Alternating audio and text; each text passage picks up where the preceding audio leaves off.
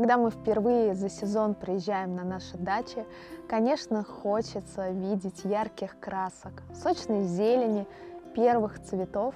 И сегодня я хочу с вами поговорить о первоцветах на участке. И при слове первоцветы вы наверняка представили тюльпаны, нарциссы, крокусы, гиацинты. И, конечно, мы обязательно их дождемся. А сегодня я предлагаю вам пересадить нашу рассаду виол, и именно они являются первоцветами на моем участке.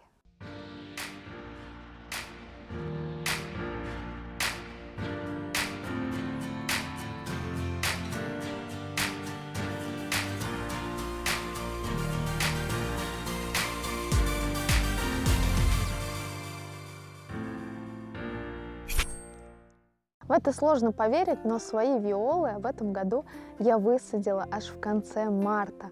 У нас действительно пришла ранняя весна, но ночные заморозки нас посещают. И этим виолам все нипочем. Выдержали они и минусовые температуры, причем каждую ночь сейчас у нас -5.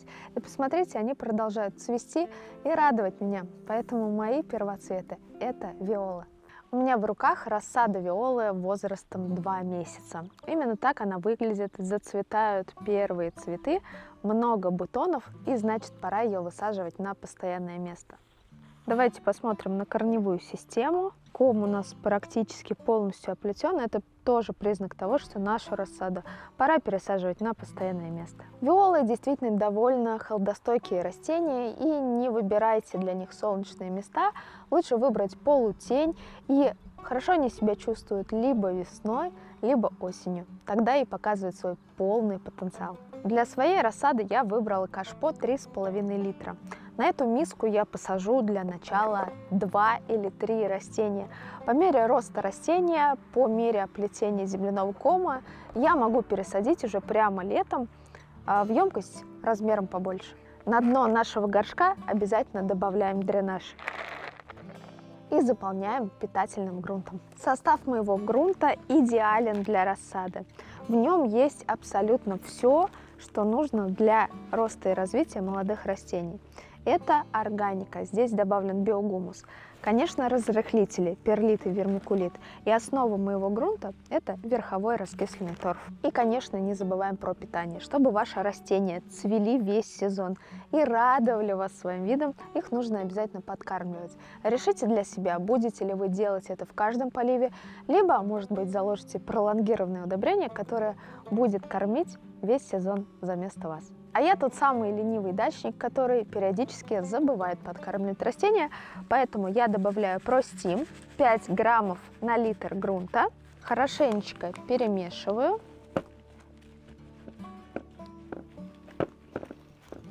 Удобрение простим состоит из мини-гранул. Они медленно растворяются. Тип питания органоминеральный. Значит, наше растение получит и быстрое питание, и долгое, которое прослужит весь сезон.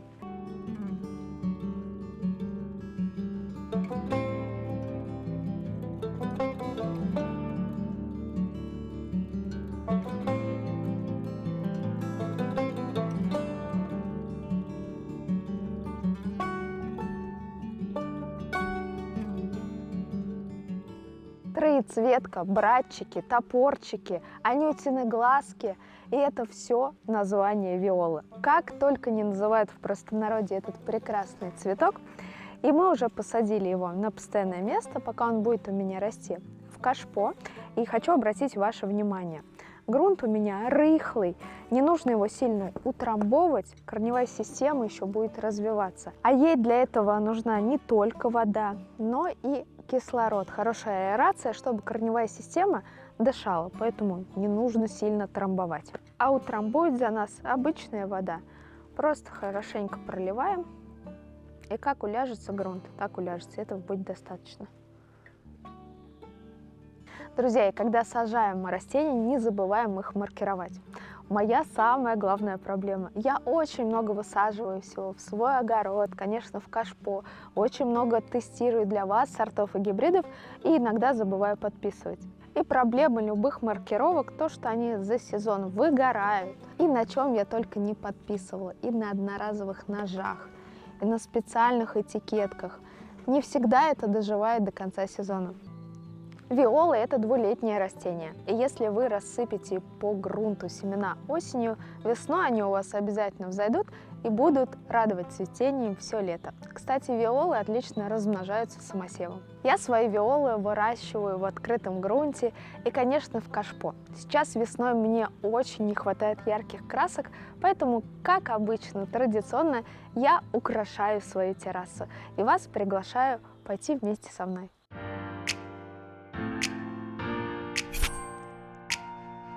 Для меня основа любой композиции – это моя любимая мебель, потому что в саду я не только работаю, но и люблю отдохнуть с чашечкой кофе на террасе, с моим любимым котиком.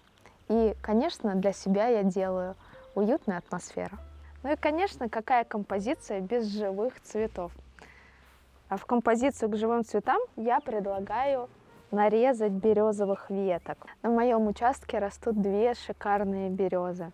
Конечно, они украшают мой участок, создают ажурную тень, а сейчас весной можно нарезать с них веточек, чтобы украсить композицию.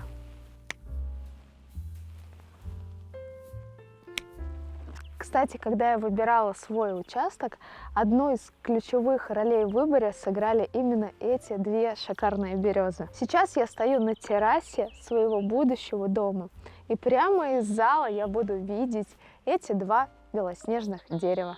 Я ставлю вазу, наливаю в нее воды и буду ставить наши березовые ветки. Совсем скоро они распустятся. Здесь уже видно, что набухли почки. Значит, совсем скоро тут будет зеленая красота. Основа любых зимних композиций, конечно, еловые ветки, ветки пихты. Сейчас весной лучше использовать лиственные деревья. И вот посмотрите, как здорово смотрятся ветки ивы или вербы. А сегодня у меня пасхальное украшение. И начну я вот с такой прекрасной курочки. Ну и какое пасхальное украшение без яиц?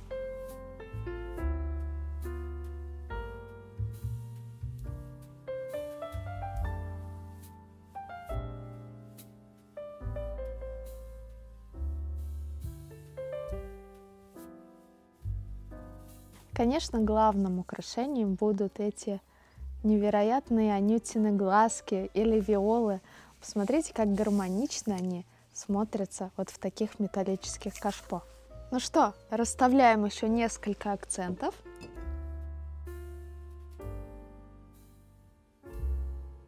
И всю весну наслаждаемся вот такой вот красотой.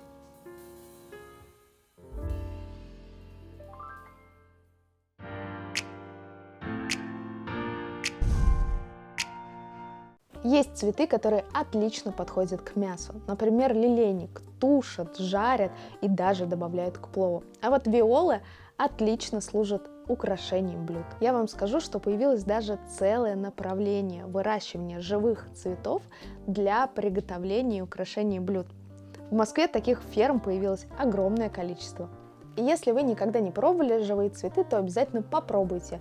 Например, кислицу или настурцию. А сегодня виолы мы украсим нашу творожную запеканку. Мои блюда всегда простые и очень быстрые. Мы сегодня приготовим из минимального количества ингредиентов очень вкусный завтрак. Всего 4 продукта: бананы, творог, сахар или мед, любой подсластитель по вашему вкусу, и яйцо. Это и будет наша творожная запеканка. В нее мы не будем добавлять ни муки, ни манки. Духовку ставим разогревать на 180 градусов. Тесто мы приготовим быстро, поэтому лучше сразу ее включить. Берем 300 граммов творога, несколько бананов. Имейте в виду, что бананы сами по себе очень сладкие, поэтому подсластителя нам потребуется совсем немного. Либо 2 столовые ложки меда, либо 2 столовые ложки сахара.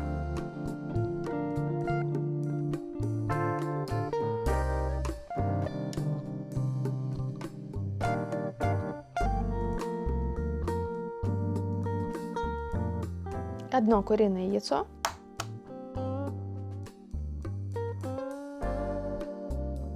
Пробиваем все погружным блендером.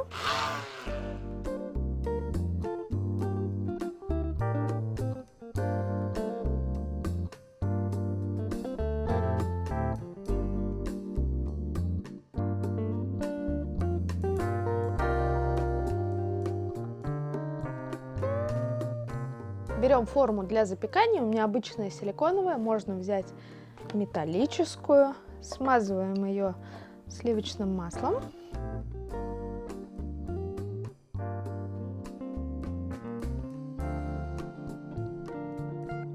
Выливаем наше тесто, если можно назвать его тестом. А чтобы было еще вкуснее, один банан я порежу кружочками.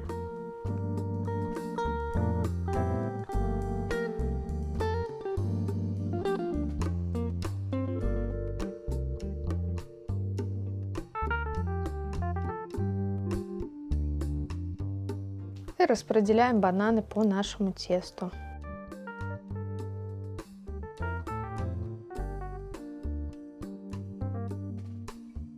И ставим выпекаться в духовку на 25-30 минут при 180 градусах.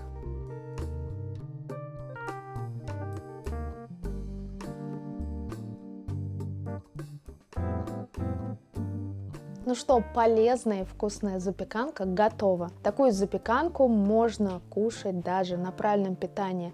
Она полностью состоит из натуральных продуктов, без добавления муки, и можно не добавлять сахар. Из-за банана она получается очень сладкой. Ну и, конечно, приступим к украшению. Предлагаю украсить цветками виолы. У меня сейчас много рассады, расцветок разных тоже достаточно, поэтому я украшу на свой вкус.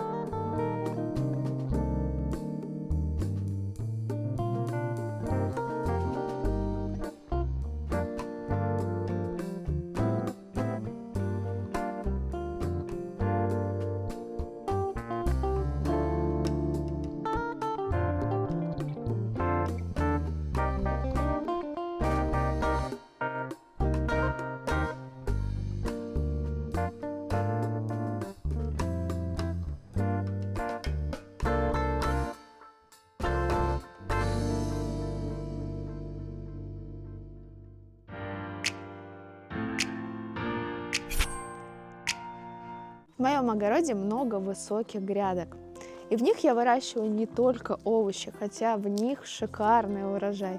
Попробуйте прямо в грядке высадить цветы. В прошлом году я делала комбинированные посадки, у меня росли салаты, рядом же цвели и устомы, а сейчас у меня будет фееричное цветение тюльпанов. И вот прямо сейчас мои тюльпаны начинают всходить. Говорю я вам это к тому, чтобы вы не боялись экспериментов.